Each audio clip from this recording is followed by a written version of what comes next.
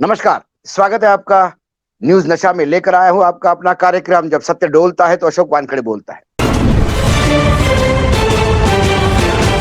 सबसे पहले सभी दर्शकों को अक्षय तृतीया की शुभकामनाएं, ईद की बहुत-बहुत मुबारकबाद।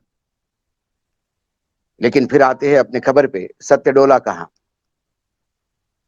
आज इंडिया टुडे के कॉन्क्लेव में, एक कार्यक्रम में देश के गृह मंत्री अमित शाह ने पहली बार सत्यपाल मलिक के उन आरोपों पे बोला।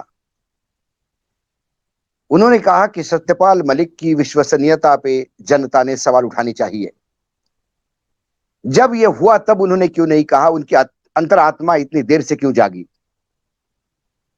ये बोल के उन्होंने सत्यपाल मलिक पे सवाल तो उठाए, लेकिन सत्य यहां डोला कि सवाल जो सत्यपाल मलिक ने उठाए उन पे जवाब देना उन्होंने मुनासिब नहीं समझा। सत्यपाल मलिक की अंतरात्मा तो तब भी बोल रही थी जब किसानों के आंदोलन में 700 किसान शहीद हुए और सत्यपाल मलिक प्रधानमंत्री से मिले और आदरणीय नरेंद्र मोदी जी से जब उन्होंने कहा कि ये कानून वापस लीजिए, ये 700 किसान मरे, तब प्रधानमंत्री ने उनको कहा कि ये मेरे लिए मरे क्या? ये वक्तव्य भी उन्होंने तभी दिया था जब वो सत्ता में थे, लेकिन तब से आज तक ना भाजपा, ना गृह मंत्री, ना प्रधानमंत्री, ना पीएमओ इस बात पे बोलने को तैयार है कि क्या प्रधानमंत्री ने ये कहा था या नहीं कहा था। जब जम्मू कश्मीर के राज्यपाल पद से वो हटाए गए थे, तब उन्होंने कहा था कि 2 फाइलें आई थी, एक हाइड्रो प्रोजेक्ट के लिए थी, एक इंश्योरेंस के लिए थी, दोनों अनिल अंबानी ग्रुप की थी और 300 करोड़ रुपए मुझे रिश्वत देने के लिए बोला गया था, मैंने वो मना किया। ये बात तो तब भी उन्होंने कही थी जब वो गवर्नर पद पे थे, अंतरात्मा तब भी जगी हुई थी।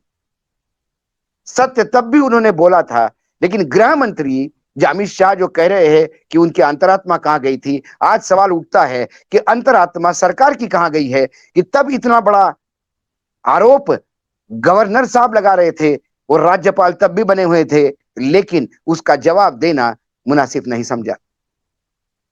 उन्होंने सिर्फ उसमें एडिशन ये किया कि उन्होंने राम माधव का नाम जोड़ा, लेकिन तब उन्होंने संघ के वरिष्ठ अधिकारी कहा था, अब वो वरिष्ठ अधिकारी का नाम भी लिया।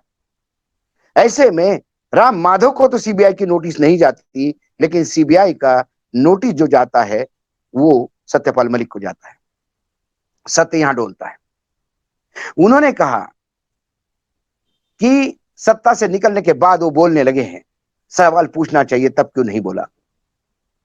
यदि आज गृह मंत्री विश्वसनीयता पे अमित शाह ये सवाल उठाते हैं सत्यपाल मलिक के, तो देश ये सवाल उठाता है कि ऐसे इंसान जो प्रधानमंत्री ने ये कहा कि मेरे लिए मरे क्या, ये वक्तव्य देता है, ऐसा इंसान जो कहता है कि संघ के एक वरिष्ठ पदाधिकारी ने मुझे 300 करोड़ की रिश्वत की ऑफर दी, वो आदमी गवर्नर बनने के लायक कैसा है? जम्मू कश्मीर के गवर्नर पद से उनको हटाया जरूर गया, लेकिन उसके बाद वो 4 अलग-अलग राज्य के, वो गोवा गए, वहां पे भी भ्रष्टाचार से लड़ा, उसके बाद वो नॉर्थ ईस्ट के एक राज्य में गए। उन्हें सरकार ने लगातार गवर्नर क्यों बनाए रखा? सरकार ने उन्हें गवर्नर पद से निकाला क्यों नहीं? ये सवाल उठता है सरकार की विश्वसनीयता पे, ना कि सत्यपाल मलिक के। सत्यपाल मलिक गवर्नर होते हुए भी, राज्यपाल होते हुए भी ये इशू उठाते रहे। सत्यपाल मलिक लगातार इस बात के लिए बोलते रहे। किसान आंदोलन के बाद सत्यपाल मलिक प्रखर होकर बोलते रहे, लेकिन सरकार मौन धारण किए हुई है। आज भी जो अहम सवाल है पुलवामा को लेके, क्या सीआईएसएफ के जवानों के लिए विमान मांगे गए थे? क्या तत्कालीन गृह मंत्री राजनाथ सिंह जी के मंत्रालय ने वो मना किया था? क्या उसके वजह से बहुत बड़ी जोखिम उठा के सीआरपीएफ के जवान रोड द्वारा निकले गए, जिसका सैनिटाइजेशन भी नहीं किया गया और अंत में वही हुआ, आरडीएक्स से वो उड़ाया गया और 40 जवान शहीद हुए?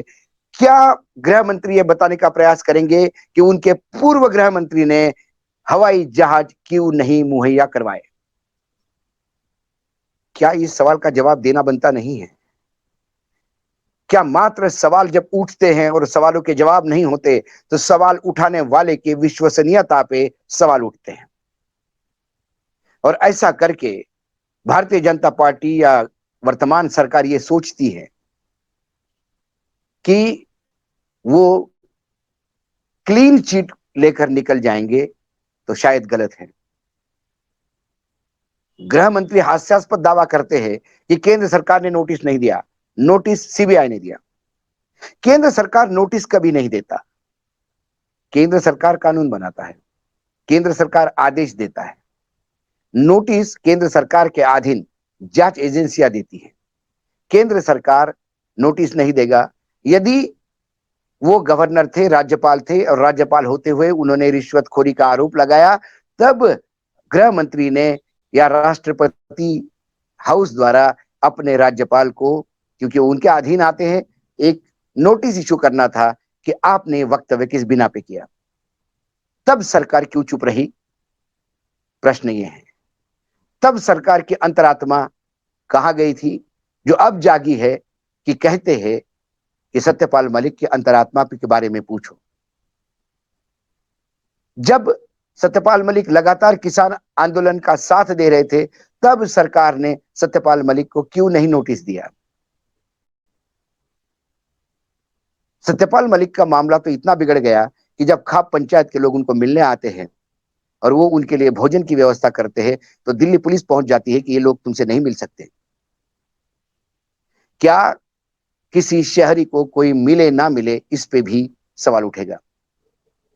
कहते हैं कि आर के पुरम के उस ग्राउंड में, पार्क में वो खाना बनवा रहे थे, वो बिना परमिशन का था।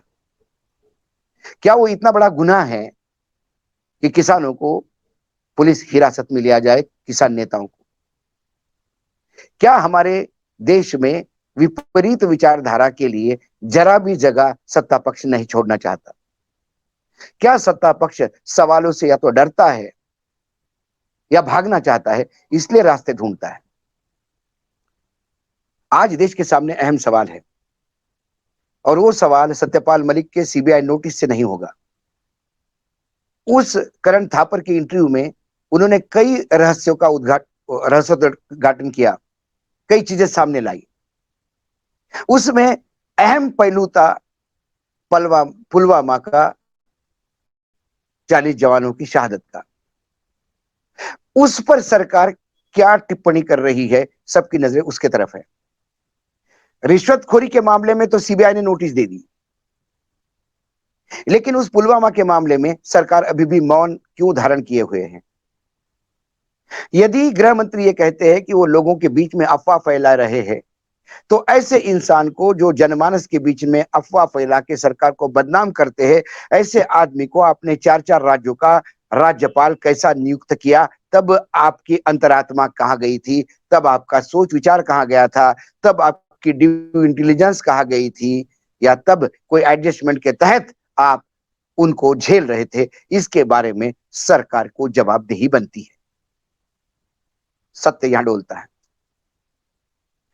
जो एक्सप्लेनेशन पहली बार सरकार की तरफ से गृह मंत्री अमित शाह ने दिया, वो पूरा सत्य असत्य की तरफ झुकता नजर आता है, क्योंकि सवाल उठाने वाले की विश्वसनीयता पे सवाल उठता है, लेकिन उन सवालों पे सरकार मौन है जिन सवालों के बारे में आज देश जानना चाहता है। क्या अनिल अंबानी की यदि कंपनियां पे आरोप लगी है, तो क्या अनिल अंबानी को भी सीबीआई ने नोटिस दिया है? सीबीआई ने छापे तो डाले हैं, लेकिन फिर उसमें अनिल अंबानी कैसे छूट जाते हैं? उसमें राम माधव कैसे छूट जाते हैं?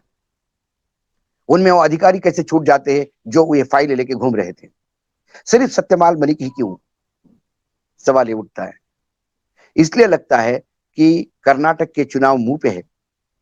ऐसे में जब सत्यपाल मलिक ज्यादा प्रखर होके और मुखर होके बोल रहे हैं, तो शायद उनके तीखे सवालों से सरकार लहूलुहान हुई है, और वो जो चित्कार उठनी चाहिए थी, वो अमित शाह से उस वक्तव्य से उठी है कि इस आदमी की अंतरात्मा तब कहां थी? अंतरात्मा देर से भी जागे, जागी तो है। हमारे यहाँ हिंदी में कहावत है, सुबह का भूला हुआ शाम को आता है, तो उसको भूला नहीं कहते। यदि अंतरात्मा भी देर से जगी तो वो गलत नहीं कहते। देर से ही सही, अंतरात्मा तो जगी है, इस पे जवाबदेही तो बनती है। सत्य डोला, अशोक वानखड़े बोला। आज इतना ही, कल फिर आऊंगा किसी विषय के साथ सोमवार को। तब तक के लिए नमस्कार, देखते रहिएगा न्यूज नशा। और आप हमसे जुड़े रहने के लिए सब्सक्राइब करें YouTube पर, फॉलो करें Twitter पर और लाइक करें Facebook पर। और ज्यादा जानकारी के लिए आपको टाइप करना होगा सिर्फ न्यूज नशा।